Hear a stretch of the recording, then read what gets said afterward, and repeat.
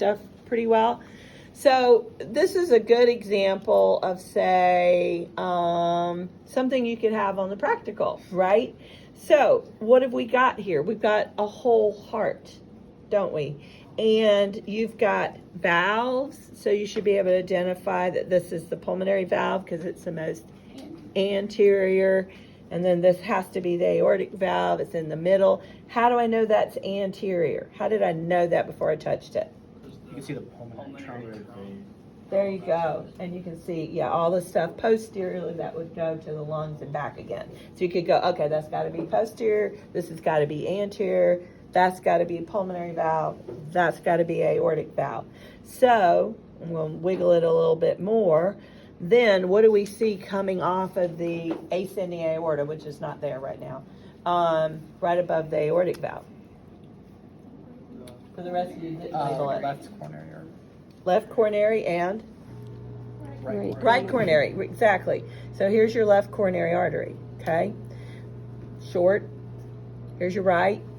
Long, okay? You can see them and look at, and you can see how they're coming off right above the cusp. Like this cusp here is open. That's why you don't see it like you see these two, all right? It's partly open. So the left coronary arises above the left cusp, and then the right coronary rises above the right cusp in the ascending aorta. All right. So we said that was left. All right.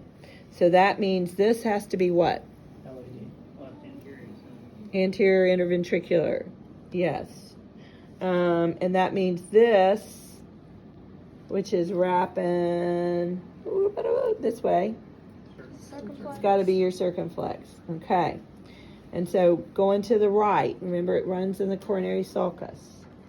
The only branch of that, I told you until you get posteriorly, you had to know was what? Right. Which they've identified here in purple. It's pretty small, but it runs around along the side of the right ventricle.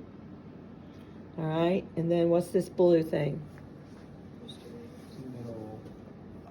No, this is not a vein. Okay. It's coming off the right coronary. Posterior interventricular artery. Posterior interventricular artery. Good. So what's on here is arteries and veins. Okay. So let's start back at the front. That's what they did for us. All right. So we're in the anterior interventricular sulcus. Blue, blue, blue, blue, blue, blue, blue, blue, wrapping. Oops. Wrapping, sort of ending over here. What is that vein? Great cardiac vein. Good. And what does it tie into? Coronary sulcus sinus. Coronary sinus, which is in white here. Look how fat it is. So what are these little white things going down? Small. Those are just some of the posterior veins. I don't even know what they're calling them. They're calling it coronary. That's not coronary sinus. Those are posterior veins. So don't be careful. You know, if you see something on the table and you're going, wait a minute, that's not like, it's probably because it's wrong. It sometimes they'll just take a whole thing and label it as one item without then further differentiating it. So just be careful of that. Okay. So coronary sinus. So what is this vein joining it? Running up the posterior interventricular sulcus. So we already had the great. Middle cardiac vein. Okay. So then what is this little vein running in the coronary sulcus heading that way?